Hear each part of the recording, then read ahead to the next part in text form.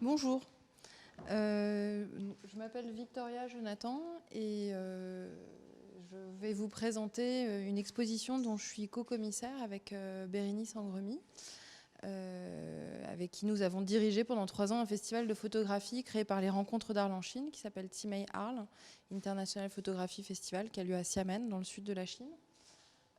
Et donc cette exposition est en ce moment montrée en Normandie dans le cadre du festival Normandie impressionniste à l'abbaye de Jumièges, qui est un ancien monastère datant du 7e siècle, un monastère bénédictin, qui depuis quelques années accueille des expositions de photographie. Donc y ont été montrées des œuvres de Koudelka, de Cartier-Bresson, l'année dernière une exposition de vidéos d'Ange Leccia.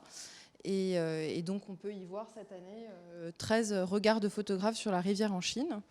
Et donc à l'occasion de cette exposition et en lien avec AsiaNow, je vous présente aujourd'hui l'expo et plus largement le lien entre homme et nature dans la photographie contemporaine chinoise.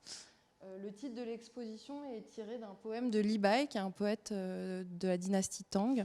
Les flots écoulés ne reviennent pas à la source. C'est une sorte d'écho chinois au fragment d'Héraclite. On ne se baigne pas 2 fois dans le même fleuve.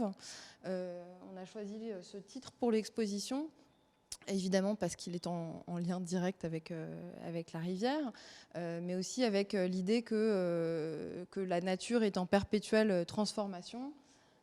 Et en lien avec l'idée que l'on a essayé de mettre en scène dans l'exposition de la rivière comme métaphore des transformations de la Chine aujourd'hui, qui sont des transformations du paysage, mais aussi de la société, de la culture et de l'économie chinoise. Donc l'abbaye de Jumièges a pour particularité d'accueillir des expositions qui sont toujours en lien avec l'identité du site. Quand on nous a invités à programmer une exposition de photographie chinoise, le lien ne semblait pas absolument évident avec une abbaye datant du 7e siècle. Mais comme le site se trouve au bord de la Seine et que la rivière est un thème récurrent dans la photographie contemporaine chinoise, on a choisi de se concentrer là-dessus. On a publié donc, à l'occasion de cette exposition un catalogue aux éditions Bandini que vous pourrez trouver juste en bas de l'escalier après cette conférence, ou même dès maintenant, je crois. Et donc vous pourrez y trouver une sélection des œuvres montrées dans l'exposition, ainsi que des entretiens réalisés avec tous les artistes qui y participent. Pour la plupart de ces artistes, c'est la première fois que des entretiens sont publiés en français. Le catalogue est bilingue français-chinois, mais donc voilà. Donc si vous êtes intéressé par le travail de ces artistes, je vous invite à consulter le catalogue. Et donc, pour en venir au vif du sujet, je vais vous présenter d'abord un petit peu l'histoire de la représentation du paysage de façon un peu brève et un peu grossière, mais afin de vous donner des repères qui permettront de comprendre dans quel contexte les artistes aujourd'hui en Chine photographient la rivière et le paysage au sens plus large. Donc déjà, en Chine, la représentation de la nature est très antérieure à la représentation de la nature en Occident. En Occident, on commence à représenter le paysage. La peinture de paysage date en gros de la Renaissance. Alors qu'en Chine, c'est dès la dynastie Han, dès avant le IVe siècle, avant Jésus-Christ, que l'on commence à représenter la nature. Dès le IVe siècle après Jésus-Christ, et se développe un style littéraire et pictural qui s'appelle le shan shui, qui signifie montagne et eau. Et c'est un style qui va se développer particulièrement durant la dynastie des Song du Sud, au XIIe siècle. Et c'est un peu l'image que vous avez probablement en tête de la peinture traditionnelle chinoise, c'est-à-dire que c'est ces grands rouleaux sur lesquels se déroulent des paysages qui donc représentent de façon idéalisée la montagne et la rivière. Ici, c'est un rouleau qui est conservé au musée Freer à Washington. Et pour résumer un petit peu, la peinture de montagne et d'eau peut un peu lui donner 4 caractéristiques. Donc déjà, Shan Shui, c'est l'opposition de la montagne et de la rivière. Donc il y a l'idée que le paysage, ce n'est pas comme en français ou en anglais, landscape, un bout de territoire. Ce n'est pas une composition, ce n'est pas un espace circonscrit, mais c'est une corrélation entre deux opposés. Et la montagne se situe du côté de la hauteur, de la force, du côté du yang, tandis que la rivière, c'est la fluidité, c'est le son, c'est ce qui est en bas, et que ça se situe plutôt du côté du yin. Donc c'est cette tension entre deux infinis qui va caractériser la peinture de paysage dans le contexte chinois, et donc se distinguer totalement de la peinture de paysage au sens occidental du terme. Un autre élément important, c'est que les peintres de paysage ne peignent pas sur le motif. Donc ils ne peignent pas en se rendant sur place dans ces paysages de montagne et de rivière. Leur objectif n'est non pas de représenter de façon réaliste la nature, mais d'exprimer un sentiment, d'exprimer une émotion, de reconstituer, de retranscrire un ressenti face au paysage. Un troisième trait de caractère, c'est le format, qui diffère aussi totalement de la peinture occidentale, puisque la peinture Shan Shui se découvre la plupart du temps sur un format horizontal. C'est des rouleaux que l'on déroule, qui parfois font plusieurs mètres ou plusieurs dizaines de mètres, et qui nécessitent une participation active de la personne qui les regarde, puisqu'il faut dérouler et découvrir tronçon par tronçon une peinture. Qui se découvre de la droite vers la gauche. Donc là, c'est le début d'un rouleau qui est conservé au musée du Palais, donc le musée de la Cité interdite à Pékin. Deux autres formats, c'est l'album, donc également une présentation horizontale de l'œuvre, et le rouleau vertical qui se découvre du bas vers le haut. Enfin, l'homme est absent de la peinture de paysage, donc en lien avec l'idée taoïste de la nature. Les peintres de paysage sont dans une forme de vénération de la grande nature, et on voit dans ces peintures très peu de personnages humains, ou quand ils sont représentés à une échelle minuscule. Voilà, donc ça, c'est pour présenter de façon vraiment très très très résumée la peinture Shan Shui.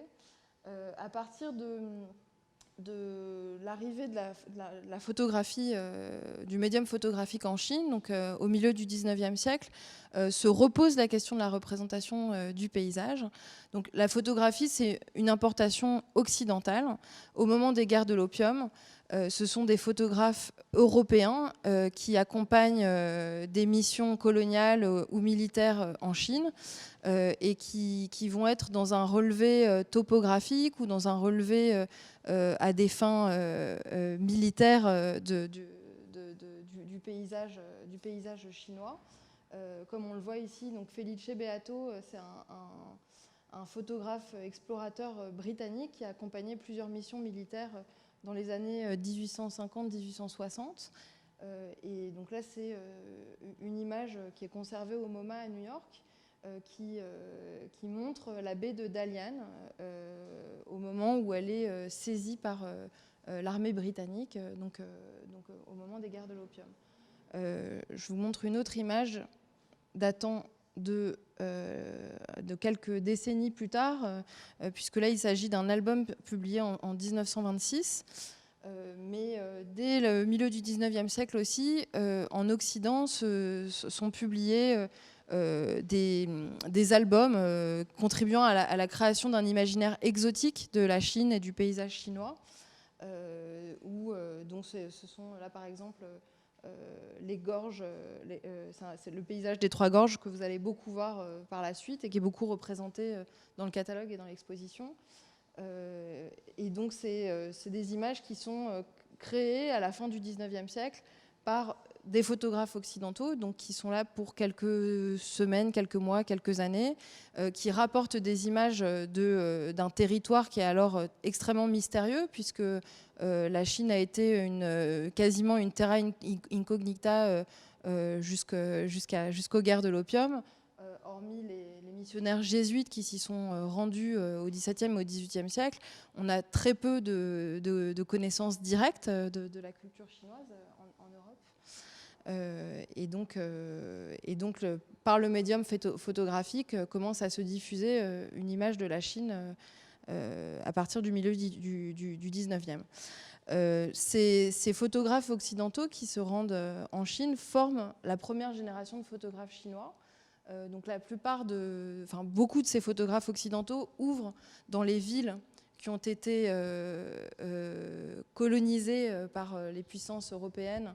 À Shanghai, à Canton, à Hong Kong, s'ouvrent des studios de photographie où un personnel recruté localement commence à se former également aux techniques photographiques et à créer également des images. Ici, on voit une image de Lang Qingshan, qui est considéré comme le père du photojournalisme en Chine et le fondateur de l'Association des photographes de Chine au début du XXe siècle. Et c'est le premier à vouloir réconcilier la peinture traditionnelle chinoise avec la photographie. Donc il est l'inventeur d'un style qui s'appelle la photographie composite, où, selon lui, peut perdurer dans le médium photographique l'idée du paysage qui est au cœur de la peinture Shan Shui. Donc c'est en créant à partir d'éléments photographiés et en travaillant l'image en post-production qu'il arrive à produire des images comme celle-ci qui se rapprochent de la peinture et de la peinture traditionnelle. Et donc Lang Qingshan se livre en fait à une forme de photomontage, et par la suite, des photographes vont s'inscrire contre sa retranscription en photographie des principes de la peinture traditionnelle, puisque par exemple un photographe comme Wang Wushang, qui est très actif à partir des années 70-80, qui a beaucoup photographié les montagnes jaunes, considère que Lang Qingshan ne prend pas à son compte les spécificités du médium photographique, qui sont justement la prise de vue instantanée sur le motif du paysage. Donc voilà, donc se posent des questions de représentation de la nature, qui sont des questions esthétiques. À partir de 1949 et de l'arrivée de Mao au pouvoir, se posent des questions davantage politiques, de représentation du territoire et de la nature, puisque dès 1949, la photographie devient le médium privilégié de propagande, et les photographes ne sont plus que au service du pouvoir. Il est impossible de posséder un appareil photographique durant toute cette période. Donc la photographie artistique disparaît carrément, quasiment pendant 30 ans. Et grâce aux procédés de reproduction mécanique, industrielle, la photographie prolifère et devient donc le médium privilégié de propagande de Mao à travers les affiches, les magazines et tous les supports qui vont la porter. Ici, c'est une image qui date de 1966. Je vais 10 ans en avant. Mao a utilisé à plusieurs reprises la nage et la traversée du fleuve Yangtze comme symbolique, comme symbole de son pouvoir. En 1956, il écrit un poème qui s'appelle La nage, dans lequel il annonce par un vers un peu elliptique le futur projet de barrage des Trois Gorges, dont je vous parlerai un petit peu plus tard. Il traverse à plusieurs reprises le Yangtze pour montrer à quel point il est un bon nageur et à quel point l'homme peut surmonter l'obstacle ou les obstacles posés par la nature.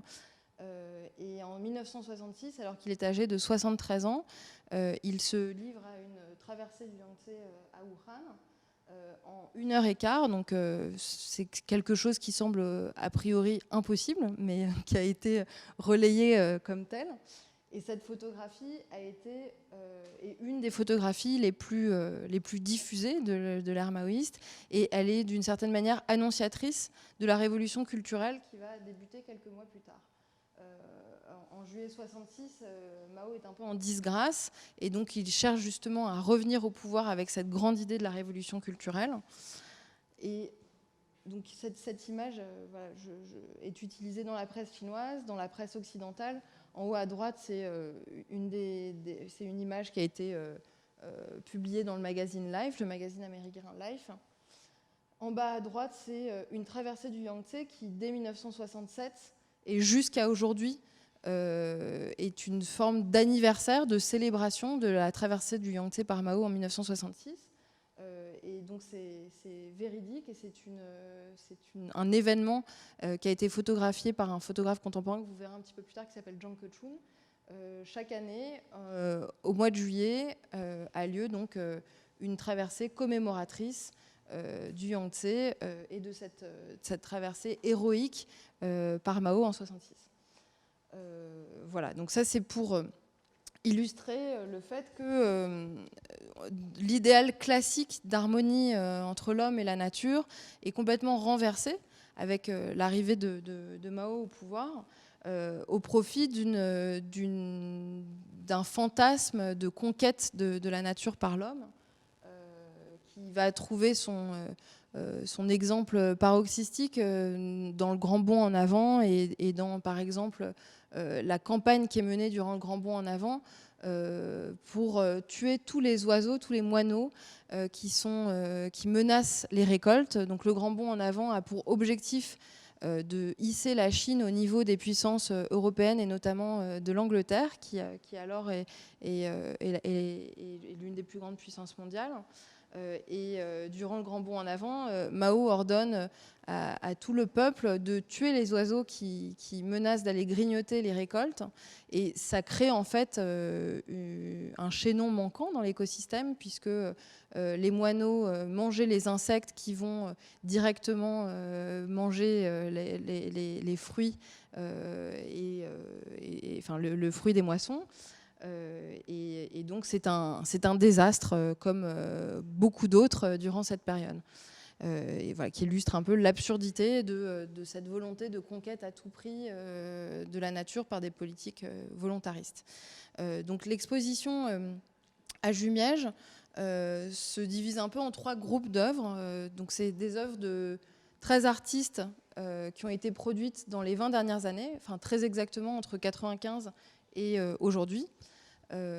Qui ont donc le premier groupe d'œuvres porte davantage sur le paysage et sa contemplation, et des réinterprétations contemporaines de ce que je vous ai présenté en tout premier lieu, donc des réinterprétations contemporaines de la vision traditionnelle de la nature dans la peinture chinoise. Le deuxième groupe d'œuvres voit la rivière comme témoin des accélérations de l'histoire, donc une vision plus documentaire. Et le troisième groupe d'œuvres est produit par des artistes plus jeunes qui s'inspirent de l'imaginaire lié aux rivières en Chine, et principalement au fleuve Yangtze et au fleuve Jaune, qui, en plus d'être les 2 plus grands fleuves du pays, ont inspiré énormément d'œuvres littéraires, poétiques, picturales, et continuent à en inspirer aujourd'hui. Donc le premier artiste exposé, c'est Yang Yongliang, dont vous pouvez voir une vidéo dans la foire sur le stand de la galerie Adrien de Montferrand. Et dans donc, il reprend ici le principe de la peinture sur rouleau. Donc là, c'est une photographie qui fait 8 mètres de long. Et qu'on découvre donc de la droite vers la gauche, qui évoque la peinture Shan Shui. Mais en fait, quand on s'approche de cette photographie, on découvre qu'il s'agit en fait d'un paysage complètement chaotique et urbain. On voit des grues, on voit des autoroutes, On voit des chantiers de construction, on voit des ruines, on voit un petit peu ce que peut être aujourd'hui le paysage urbain en construction et en déconstruction de la Chine. Et c'est d'ailleurs très exactement ce que l'on voit aujourd'hui et ces dernières années, puisque Yang Yongliang ne compose pas ces images à la main, mais il s'agit de photographies, pour la plupart prises à Shanghai. C'est un artiste qui vit entre Shanghai et New York. Donc il a photographié les ruines et les champs de construction, les chantiers de construction de Shanghai. Et il compose à partir de ces images documentaires ce paysage de montagne et d'eau, enfin évocateur de la peinture de montagne et d'eau. Alors là, il s'agit de vidéos. Donc Yang Yongliang travaille à la fois en photographie et en vidéo. Donc là, c'est 2 vidéos qui datent de 2019, qui est un peu sur le même principe, donc reprennent le format du rouleau vertical. Et voilà, derrière la brume, on découvre le chaos de la modernité chinoise.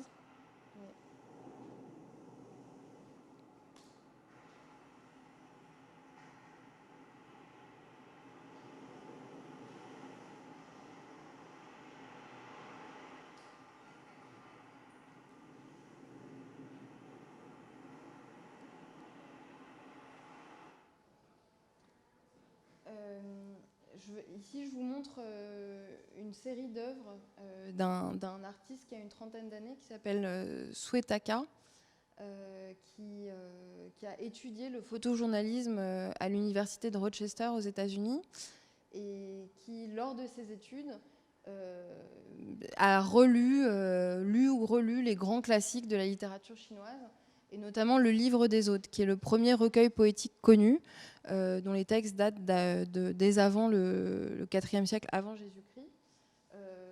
Et ce Livre des Odes a pour particularité de situer son action, enfin c'est pas vraiment une action, mais voilà, d'être issu géographiquement du bassin du fleuve Jaune. Suetaka, à la suite de son séjour de plusieurs années aux États-Unis et inspiré par la lecture du Livre des Odes, s'est rendu à essayer de retrouver les lieux qui ont inspiré ces odes. Donc il a utilisé pour cela une carte qui date de la dynastie des Qing, donc plutôt XVIIe, XIXe siècle, et qui accompagnait une publication du Livre des Odes. Et donc armé de cette carte datant de plusieurs siècles avant son projet, il essaie de retrouver les sensations qu'il a ressenties à la lecture du Livre des Odes, et de représenter le paysage tel qu'il le trouve aujourd'hui. Voilà, donc là, c'est une série où c'est plusieurs dizaines d'images.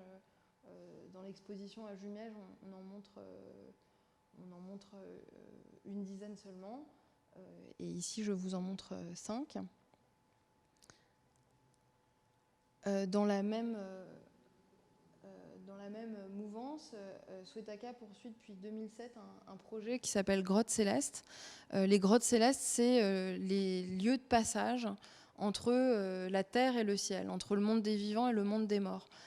Donc c'est des lieux qui sont creusés dans les montagnes, des grottes qui sont naturelles ou artificielles, et dans lesquelles allaient se recueillir les ermites pour donc passer du monde des morts au monde des vivants. Ici, il s'agit plus spécifiquement d'un tombeau datant de la dynastie Han, que Suetaka a choisi d'exposer dans ce lieu parce qu'à l'abbaye de Jumièges se trouvent plusieurs tombeaux de moines qui y ont résidé, et se trouve notamment le tombeau d'Agnès Sorel, qui était la favorite et la maîtresse de Charles VII. Et donc quand Suetaka a vu que le tombeau d'Agnès Sorel se trouvait dans le lieu d'exposition, il a tenu à montrer cette œuvre. Je vous montre. Voilà, j'ai pas mis énormément de photos de l'exposition à Jumièges, mais donc le site est un site historique. Et donc, il s'agit aujourd'hui d'une ruine. Et dans l'ancien logis abbatial où a lieu l'exposition, il y a plusieurs éléments lapidaires qui ont été trouvés sur le champ de ruines. Et donc, c'était un défi de faire cohabiter les éléments, les vestiges de l'abbaye avec ces photographes contemporains.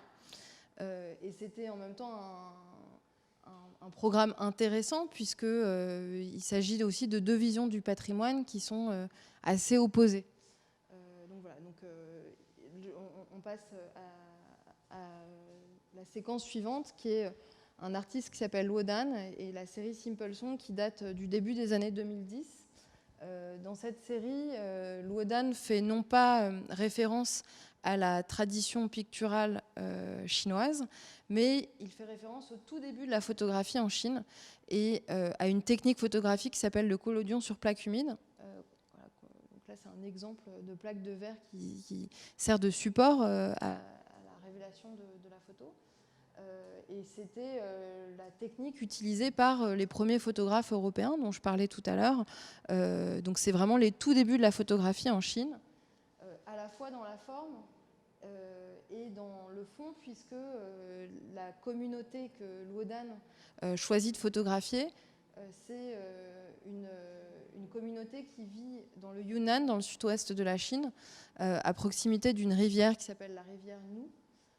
Et c'est un groupe ethnique qui a été évangélisé au XIXe siècle, donc au moment des missions, des missions au XIXe, et dont les modes de vie sont quasiment inchangés. Et Luodan a choisi de se rendre sur place et de séjourner pendant 2 ans au sein de cette communauté parce qu'il était extrêmement intéressés par leur mode de vie en totale rupture avec la modernisation accélérée de la Chine aujourd'hui. Pour ce projet, il a créé une sorte de chambre noire mobile. Il est parti avec une espèce de petite camionnette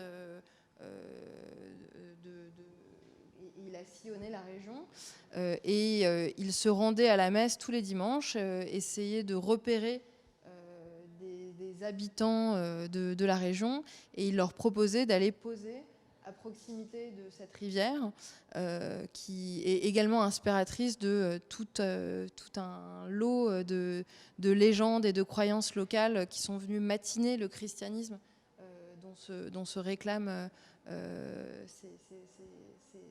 les membres de cette ethnie aujourd'hui. Voilà, donc c'est une série qui est aujourd'hui est montrée à Jumièges à côté de ces lapidaires, de ces statues de moines, et donc qui peut prendre un autre sens dans ce contexte-là. Ici, il s'agit d'une série d'un artiste qui n'est pas chinois, mais américain, mais qui vit en Chine depuis 1990. Il s'appelle Michael Cherney. Et Michael Cherney travaille sur vraiment la retranscription photographique des idéaux de la peinture Shan Shui. Donc, il reprend ici le titre 10,000 Li of the Yangtze River, qui est le titre un petit peu générique d'un très grand nombre de peintures de montagnes et d'eau. Donc les 10 000 li, li c'est une unité de mesure, disons les 10 000 mètres de la rivière Yangtze. Et il prend pour carte, un peu comme Swetaka a pris pour carte la carte des Qing que je vous montrais tout à l'heure. Michael Cherney s'inspire du rouleau conservé au musée Freer à Washington que je vous montrais tout à l'heure, sur lequel figurent des inscriptions en rouge. Je ne sais pas si vous les voyez là, mais c'est des inscriptions topographiques. Et donc Michael Cherney se sert de ces inscriptions qui datent donc du XIIe siècle pour essayer de retrouver dans le paysage chinois aujourd'hui ce que sont devenus ces lieux. Et donc c'est à l'aide d'une œuvre datant du XIIe siècle, qui est une œuvre anonyme, et du logiciel Google Earth qu'il essaie de repérer où sont situés ces lieux aujourd'hui, s'ils existent. Et il se rend sur place et réalise des prises de vue Au-dessus, c'est la ville de Chongqing, qui est la ville la plus peuplée du monde, c'est 32 millions d'habitants, du barrage des Trois Gorges. Donc le barrage des Trois Gorges, c'est aujourd'hui la plus grande centrale hydroélectrique du monde. Et c'est un projet qui a été mené en Chine entre 1993 et 2009, qui avait été donc rêvé par Mao dans les années 50, parce que le fleuve Yangtze a plusieurs reprises au long de l'histoire chinoise, était la cause de crues extrêmement meurtrières. Et donc le projet de barrage avait pour objectif de retenir ces eaux meurtrières et de rediriger et de fournir de l'électricité à tout le sud-ouest de la Chine. Donc c'est un ouvrage industriel monumental, mais c'est aussi un projet qui a des conséquences environnementales, sociales, culturelles absolument phénoménales, puisque c'est 1300 sites archéologiques qui ont été engloutis, 15 villes, une centaine de villages, près de 2 millions de personnes qui ont été déplacées. Et des lieux donc évoqués dans la peinture, la poésie, la littérature chinoise qui ont été perdus à tout jamais. Donc c'est un des faits industriels qui a énormément influencé les artistes visuels chinois ces dernières années. Et on montre dans l'exposition un certain nombre d'œuvres en lien avec ce projet. Là, on a choisi de montrer ces images de Burtynsky, qui sont les seules images signées d'un photographe qui crée hors du contexte culturel chinois, parce que justement, vous allez voir, c'est très différent des travaux produits par des artistes chinois que vous allez voir juste après. Donc ici, il s'agit d'une œuvre de Zhuang Hui. Zhuang Hui, c'est un artiste autodidacte qui est représenté par la Galerie Continua. Donc Continua ne montre pas ici cette année d'œuvres de Zhuang Hui. Mais Zhuang Hui est un de leurs artistes. Il est le fils d'un photographe itinérant. Il a grandi dans le Gansu. Il apprend la peinture en parallèle de son travail comme ouvrier. Donc il est vraiment 100% autodidacte. Et il se livre dès les années 90 à des performances. Donc c'est son premier médium d'expression. Et dans les années 90, il commence également à s'exprimer à travers la photographie. Cette œuvre, c'est la première œuvre connue sur le barrage des Trois Gorges. En 93, en regardant les informations, Zhuang Hui apprend la mise en œuvre de ce projet qui était donc à l'état de fantasme dans la tête de Mao et dans ce poème de 1956 qui s'appelle La Nage. Il décide de se rendre sur place pour créer une œuvre matérialisant la disparition de tout ce patrimoine culturel qui a été créé, inspiré par les Trois Gorges. Donc il se rend dans chacune des Trois Gorges et il fait des trous selon un système à chaque fois un peu différent, aléatoire, sorti de son imagination. Et il photographie ces trous. Et voilà, et donc il garde ces photographies. Il enregistre de façon très précise les coordonnées des lieux où il s'est livré à des performances dans chacune des Trois Gorges. Et en 2008, quand le barrage est mis en eau, il envoie un caméraman sur place. Il lui donne les coordonnées géographiques des lieux où il a réalisé une performance quelques années plus tôt. Et voilà ce que ça donne. Donc évidemment, c'est des lieux qui ont été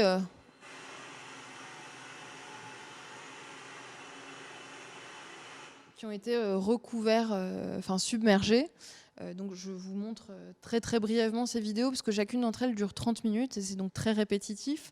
Mais l'idée de cette œuvre de Zhuang Hui, c'est justement de matérialiser les traces humaines et la disparition des traces humaines dans ces sites des Trois Gorges, dans chacune de ces Trois Gorges.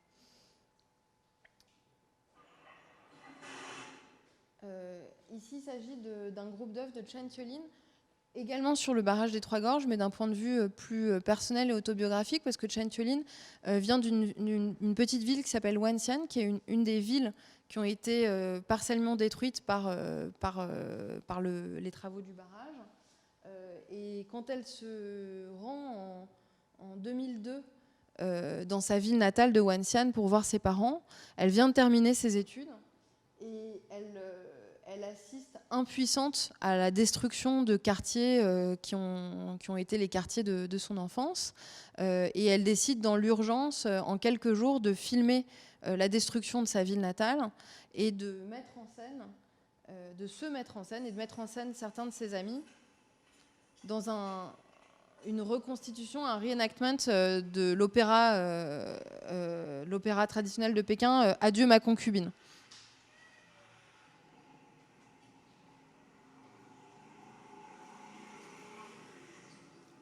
Donc c'est une œuvre qui s'appelle Farewell Poem, qui avait été montrée d'ailleurs à Asiana l'année dernière, dans l'espace de la galerie A Thousand Plateaux, qui est une galerie de Chengdu.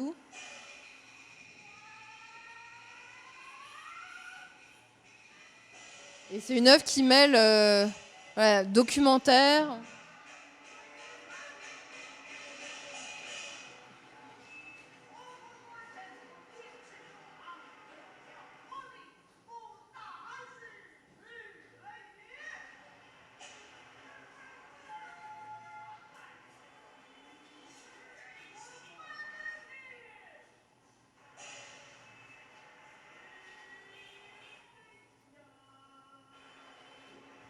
voilà. Cette œuvre est visible sur Vimeo, donc vous pouvez la voir en entier sur Vimeo, ainsi que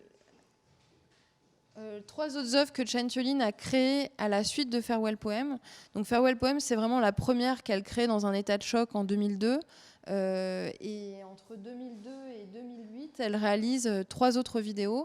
Et en fait, elle suit un petit peu l'évolution des travaux et les mutations aussi bien physiques, géographiques, environnementales de sa ville natale, mais aussi le tissu social qui change, l'afflux d'une nouvelle population qui sont les migrants. Donc cette population qui est un peu la frange corvéable à merci de la société chinoise qui a travaillé sur les grands chantiers de construction ces dernières années. Et à chaque fois, elle fait ce lien entre la tradition et la modernité. Donc, dans cette vidéo de 2005, elle met en scène des personnages d'opéra du Sichuan, cette fois-ci, donc la région dont elle est issue. Dans les images que vous voyez sur la droite, elle met en scène 2 ouvriers migrants, 2 travailleurs migrants qui s'adonnent à une sorte de rite qui peut être assimilé à une sorte de rite funéraire. Voilà. Donc, toutes ces vidéos sont en ligne sur le site de la galerie A Thousand Plateaux, donc si vous souhaitez les voir, c'est possible.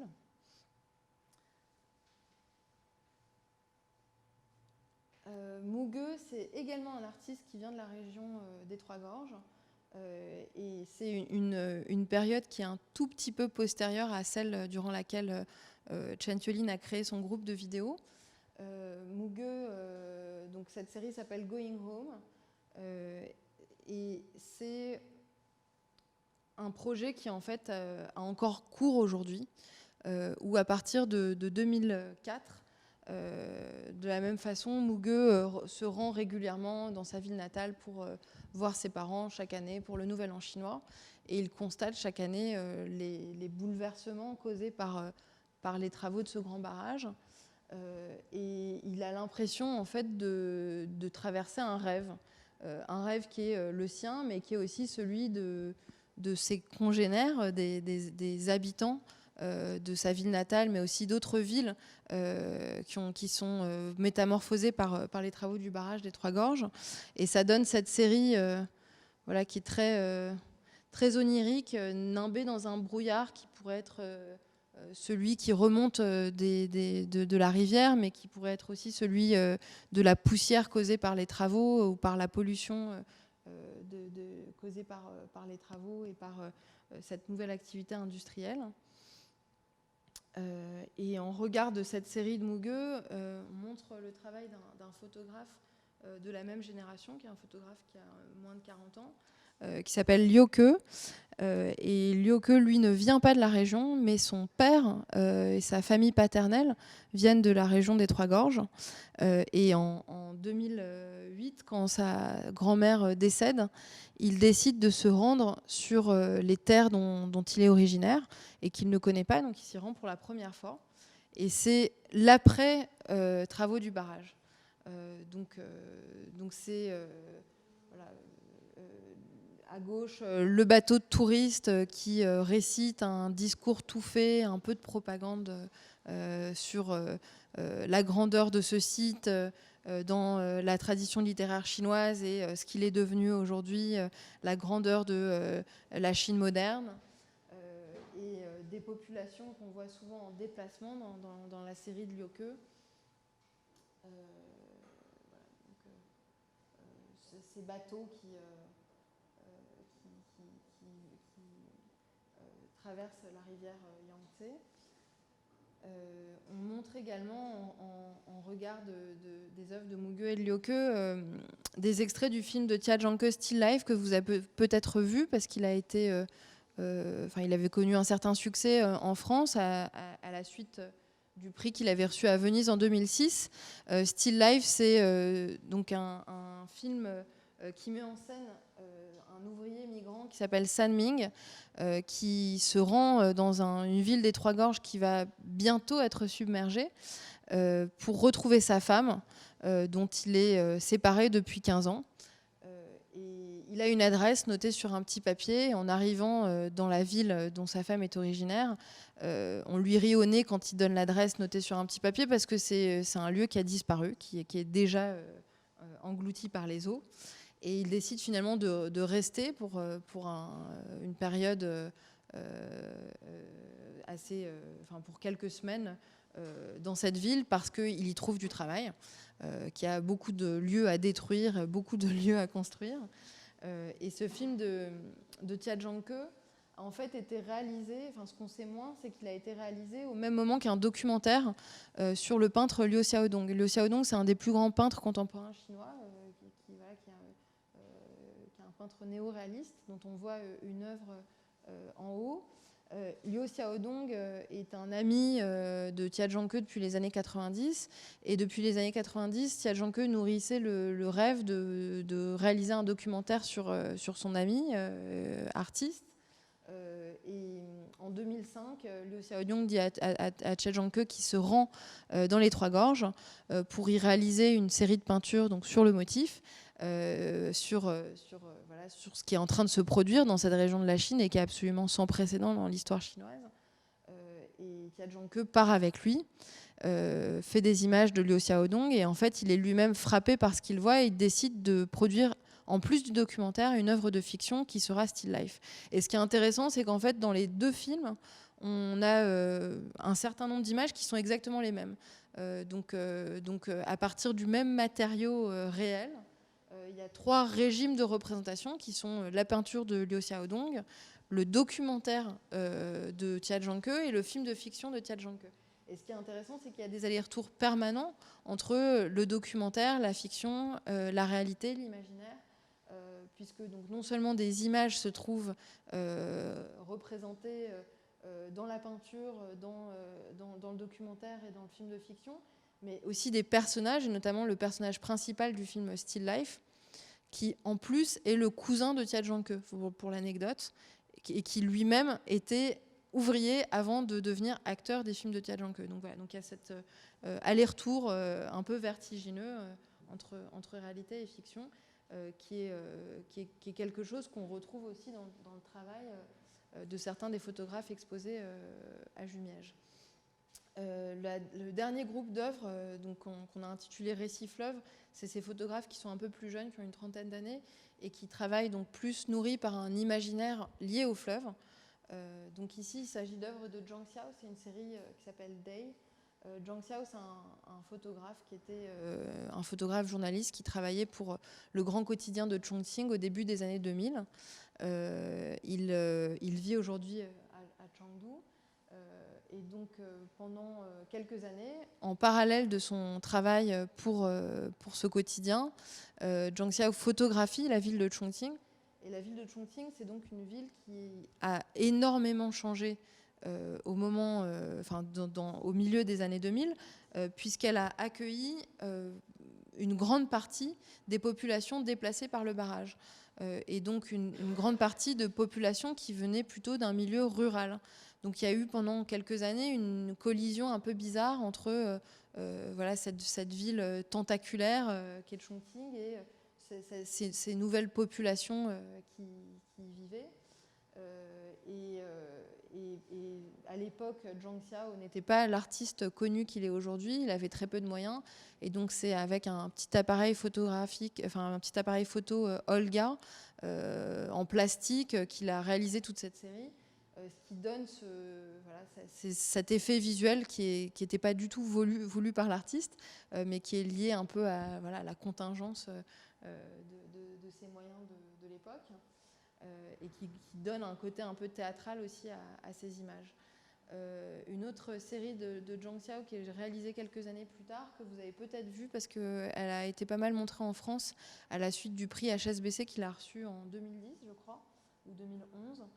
C'est la série Coastline, où après avoir documenté pendant plusieurs années de Chongqing et les abords du fleuve Yangtze, Zhang Xiao décide de descendre tout le littoral chinois, qui pour lui est devenu un peu le lieu où on voit aujourd'hui de la façon la plus exacerbée les changements, les mutations du paysage chinois.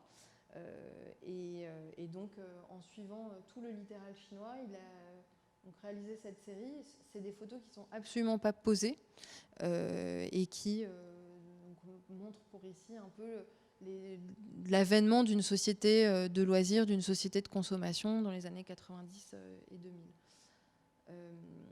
Enfin, donc, là, il s'agit d'un artiste qui est le plus jeune de l'exposition, qui s'appelle Chen Zhonghui, qui a tout juste 30 ans, et qui vient du sud de la Chine, qui a toujours fantasmé sur les grands paysages du Nord, et qui, inspiré par un roman des années 50, qui s'appelle Rivière du Nord, écrit par une auteure qui s'appelle Xiao Hong, s'est rendu le long du fleuve Heilongjiang et du fleuve Songhua, dans ce qui est un peu la ceinture de la rouille chinoise, donc une région qui a été très fortement industrialisée, qui était une région de bassin minier très riche jusqu'au déclin industriel amorcé dans les années 90. Et il photographie la jeunesse qui vit aujourd'hui dans cette région en déclin. Donc des jeunes gens qui sont nés pour la plupart après les années 2000, qu'il a recrutés à travers une application qui s'appelle Kuaishou. Et voilà, je vous montre quelques images. Donc c'est à la fois des images de paysages et des jeunes gens qui vivent aux abords de ces paysages. À gauche, c'est deux jeunes filles, deux sœurs qui ont une boutique de vêtements vintage. À droite, c'est des jeunes gens qui ont passé un concours pour une école d'art avec qui le photographe a noué contact via cette application. Et enfin, donc cette série que vous connaissez peut-être aussi, qui a été montrée déjà plusieurs fois en France, Zhang Kechun a gagné il y a quelques années le prix découverte des rencontres d'arbres. Et il a en fait réalisé deux séries autour de la rivière. Donc celle-ci sur le fleuve jaune. Donc à droite, c'est justement pas l'interprétation, puisqu'il s'agit véritablement d'une de ces nages commémoratrices de la nage héroïque de Mao en 66 à Wuhan. Et à gauche, cette image un peu énigmatique d'une tête de Bouddha au milieu d'un no man's land. Donc là, c'est deux images issues de la série de Yellow River. De Yellow River, c'est 6 ans de travail de Zhang Kechun, durant lesquels il a sillonné le fleuve jaune la plupart du temps à pied ou à vélo, et voulu, à travers cette découverte de son propre pays, de son territoire, livrer aussi, témoigner de ce que sont devenus les paysages du fleuve jaune, qui ont été maintes fois décrits par les peintures, la littérature traditionnelle. Voilà. C'est terminé. Je ne sais pas si vous avez des questions. C'est un exercice un peu difficile de faire une visite virtuelle seule, donc j'espère que ce n'était pas trop long. Et si vous avez des questions, je suis à votre disposition. Et si vous voulez découvrir le catalogue, l'acheter, il est juste en bas de l'escalier. Voilà. Et vous avez des questions ? Non ?